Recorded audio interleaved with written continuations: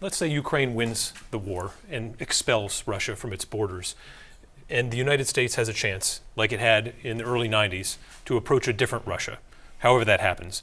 What should the United States or the next president do to try to change the trajectory of Russia so you don't end up with the same situation over and over again? Well, first is to put Ukraine into NATO once the war is over. They've earned it.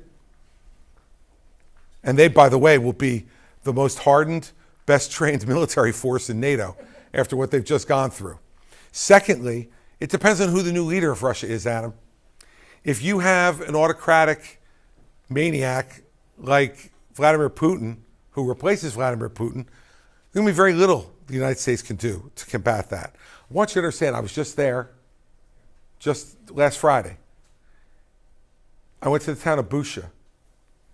When the Russians invaded there, the mayor told me about one particular street where the Russian soldiers went into every house, pulled the men out, gouged out their eyes while they were alive, tied their hands behind their back and shot them in the head, and then went into the homes and raped the women who were there.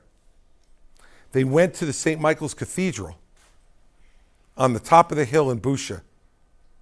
They killed 160 people, civilians, and buried them in a shallow grave behind that cathedral and ransacked the cathedral.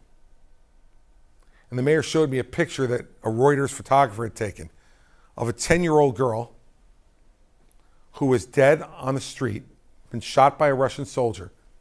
In her hand was her leash with her dead dog at the end of that leash.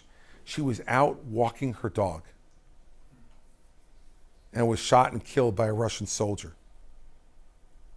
19,000 children have been abducted from Ukraine by the Russian army, stolen from their families, and taken back to Russia to reprogram them to be anti-Ukraine.